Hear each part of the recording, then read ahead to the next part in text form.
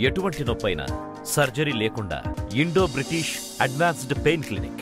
ఏపీలో రాజకీయం రసవత్తరంగా మారింది. ఎత్తులు పై ఎత్తులు వేసుకుంటూ పార్టీలు ఓటర్లను బాగానే ఎంటర్టైన్ చేస్తున్నారు. ఎన్నికల షెడ్యూల్ విడుదలవుతున్న నేపథ్యంలో పార్టీలన్నీ వ్యూహ ప్రతి వ్యూహాల్లో ఫుల్ బిజీ అయిపోయాయి. ప్రతిపక్ష తెలుగుదేశం గతంలో ఎన్నడూ లేనంత దూకుడు ప్రదర్శిస్తుంది. చంద్రబాబు ఎత్తుగడతో షెడ్యూల్ కు ముందే మ్యాజిక్ ఫిగర్ అందుకుని టీడీపీ కూటమి విజయం వైపు పరుగులు పెడుతోంది.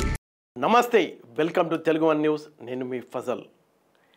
ఏపీలో ఎన్నికల ముఖ చిత్రం కనుక చూసినట్లయితే తెలుగుదేశం పార్టీ దూకుడు మామూలుగా లేదు.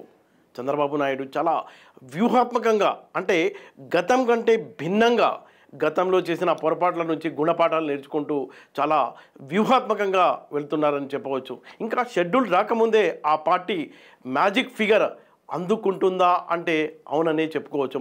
మనం కనుక చూసుకున్నట్లయితే ఈ ఎన్నికల్లో తెలుగుదేశం పార్టీ 144 ఎమ్మెల్యేలకు 17 ఎంపీ స్థానాలకు పోటీ చేస్తుంది. జనసేన 21 స్థానాలకు, అలాగే 2 ఎంపీ స్థానాలకు పోటీ చేస్తుంది. బీజేపీ 10 ఎమ్మెల్యే 6 ఎంపీ స్థానాలకు పోటీ చేస్తుంది. అంటే ఈ కూర్పు చేయడంలో చంద్రబాబు యొక్క వ్యూహాత్మకత మనకు అర్థం చేసుకోవాలి. ఇక్కడ చాలా వ్యూహాత్మకంగా 3 పార్టీలు కూడా, అంటే ఈ తెలుగుదేశం పార్టీకి సంబంధించిన కూటమి గెలిపే లక్ష్యముగా ఈ ఎక్కడెక్కడ, అంటే ఈ ఇందులో సీట్ల కేటాయింపే కాదు, నియోజకవర్గాల ఇది కూడా ఉంది, చాలా కీలకమని చెప్పవచ్చు. అంటే మిక్సింగ్ అన్నమాట టోటల్గా. ఇక్కడ బీజేపీ పోటీ చేస్తున్న 6 పార్లమెంట్ నియోజకవర్గాలు కనుక చూసుకున్నట్లయితే ఒక పార్లమెంట్ నియోజకవర్గంలో 7 అసెంబ్లీ స్థానాలు ఉంటాయి. అంటే 6 × 7 అంటే 42 అసెంబ్లీ స్థానాలు. అలాగే జనసేన 2 ఎంపీ స్థానాలు, అంటే 2 × 7 అసెంబ్లీలు ఉన్నాయి, 14 + 21 35 స్థానాలు. అలాగే బీజేపీ 52, టోటల్గా 35 + 52 అంటే ఈ 87 స్థానాల్లో మొత్తం 3 పార్టీల కూటమి చాలా సునాయాసంగా టీడీపీ, బీజేపీ, అలాగే జనసేన ముగ్గురి ప్రమేయంతో చాలా ఈజీగా 87 స్థానాలు, అంటే ఇంకా ఎన్నికల షెడ్యూల్ రాక ముందే, అంటే ఈ కూర్పు ఎలా జరిగిందంటే షెడ్యూల్కి ముందే 87 స్థానాలు వీళ్ళు ఈజీగా గెలుచుకున్నారని మనం చెప్పుకోవచ్చు. అంటే మ్యాజిక్ ఫిగర్ కనుక మనం చూసుకున్నట్లయితే 88. ఇప్పటికే అసలు షెడ్యూల్ రాలేదు, ఎన్నికలు జరగలేదు. ఈ టైంలోని ఈ పొత్తులో సీట్ల కేటాయింపు, అసెంబ్లీ నియోజకవర్గాల ఒకసారి కనుక ముఖ చిత్రం పరిశీలించినట్లయితే దాదాపుగా ఈ జనసేన పోటీ చేయబోయే 35 స్థానాలు కానీ, బీజేపీ పోటీ చేస్తున్న అంటే 52 అసెంబ్లీ స్థానాలపై ప్రభావం ఉంటుంది. వీళ్ళు యాక్చువల్గా 21, 10 స్థానాల్లో పోటీ చేస్తున్నప్పటికీ టోటల్గా బీజేపీ, జనసేన ప్రభావం దాదాపుగా 87 స్థానాల్లో ఉంటుంది. అది టీడీపీకి చాలా ఈజీగా గెలవడానికి అవకాశం ఉంటుందని ఖచ్చితంగా మనం చెప్పుకోవచ్చు. ఇంకొక పాయింట్ ఏంటంటే, అంటే మ్యాజిక్ ఫిగర్ 88, అంటే ఇప్పటికే 87 స్థానాల్లో ఈజీగా గెలిచే అవకాశం చాలా స్పష్టంగా కనిపిస్తుంది. అంటే దీనికి తోడు ఇంకొక అంశం కూడా ఉంది. షర్మిల గతంలో వైసీపీకి చాలా కీలకంగా ప్రచారం చేశారు. అన్ని సభల్లో చాలా భారీ ఎత్తున పాల్గొన్నారు, చాలా కష్టపడారు ఆమె. అయితే ఇప్పుడు జరిగింది ఏంటంటే పిసిసి, అంటే కాంగ్రెస్ పార్టీ అధ్యక్షురాలుగా ఉన్నారు కాబట్టి ఆమె కాంగ్రెస్ పార్టీకే పనిచేస్తున్నారు. ఇక్కడ మనం ఒక విషయం గమనించాలి. వైసీపీలో ఉన్న ఓటర్లంతా గతంలో కాంగ్రెస్ పార్టీకి చెందిన ఓటర్లు. ఆ ఓట్ బ్యాంక్ ఎంతో కొంత షర్మిల రూపంలో మళ్ళీ కాంగ్రెస్ పార్టీకి వెళితే వైసీపీకి భారీ నష్టం కలుగుతుంది. వైసీపీ కోలుకోలేని దెబ్బ తగులుతుందని మనం చెప్పుకోవచ్చు. అంటే దీన్ని బట్టి మనకి ఏం అర్థమవుతుందంటే షెడ్యూల్కి ముందే తెలుగుదేశం పార్టీ గెలుపు వైపుకు దూసుకెళ్తుందని మనం చెప్పుకోవచ్చు. రాయలసీమలో కనుక మనం చూసుకున్నట్లయితే దాదాపుగా అంటే 62 సీట్లు ఉన్నాయి. 2019 ఎన్నికల్లో వచ్చిన రిజల్ట్స్ కనుక చూసినట్లయితే తెలుగుదేశం పార్టీ 3 స్థానాలు కేవలం, అంటే ఈ 62 స్థానాల్లో కేవలం 3 స్థానాల్లో ఉరవకొండ, హిందూపూర్, కుప్పం ఈ 3 స్థానాల్లోనే గెలిచింది. ఇప్పుడైతే ఈజీగా లక్ష్యం ఈ ఎన్నికల్లో 30 స్థానాలు గెలుపు దిశగా అక్కడ చాలా ప్లానింగ్గా ఈ పొత్తులో భాగంగా వాళ్ళు ప్లాన్ చేసుకుంటున్నారు. 3 నుంచి 30 స్థానాలు గెలిపే లక్ష్యంగా తెలుగుదేశం కూటమి ప్లానింగ్ చేస్తుందని మనం చెప్పుకోవచ్చు.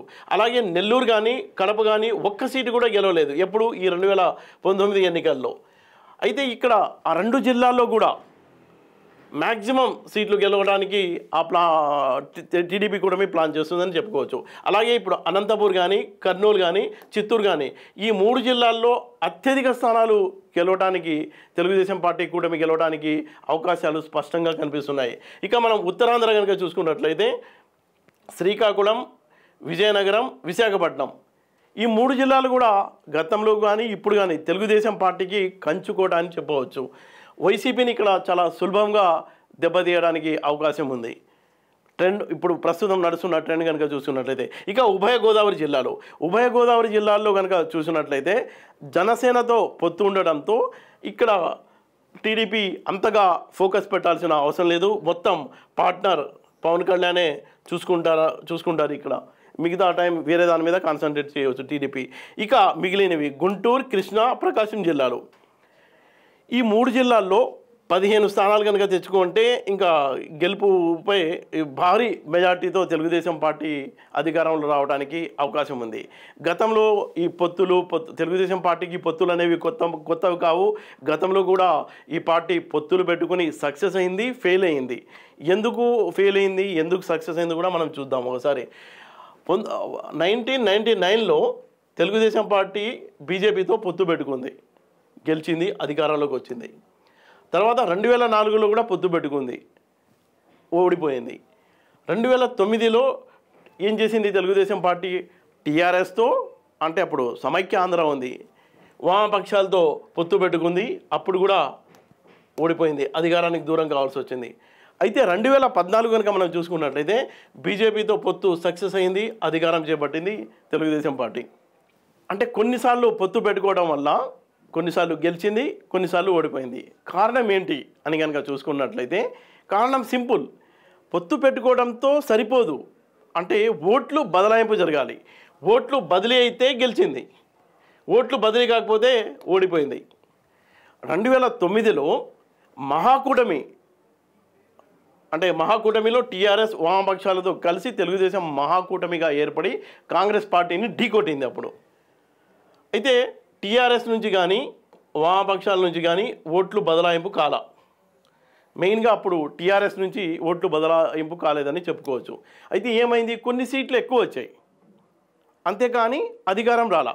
అంటే ఇక్కడ ఆ లెక్క కనుక చూసినట్లయితే 2004లో కేవలం 47 సీట్లు వచ్చిన తెలుగుదేశం పార్టీకి అప్పట్లో 37.59% ఓట్లు తెలుగుదేశం పార్టీకి వచ్చాయి. ఎప్పుడు? 2004లో. ఇప్పుడు మహాకూటమిగా ఢీకొట్టినప్పుడు 2009లో ఈజీగా అధికారానికి వచ్చిద్ది అనుకున్నారు, కానీ ఇక్కడ ఓట్ల బదలాయింపు జరగక అధికారం దక్కలేదు. దారుణమైన విషయం ఏంటంటే సీట్లు పెరిగాయి, 97 సీట్లు వచ్చాయి, కానీ ఓటింగ్ సరళి దాదాపుగా 37 నుంచి 28% తెలుగుదేశం పార్టీకి పడిపోయింది.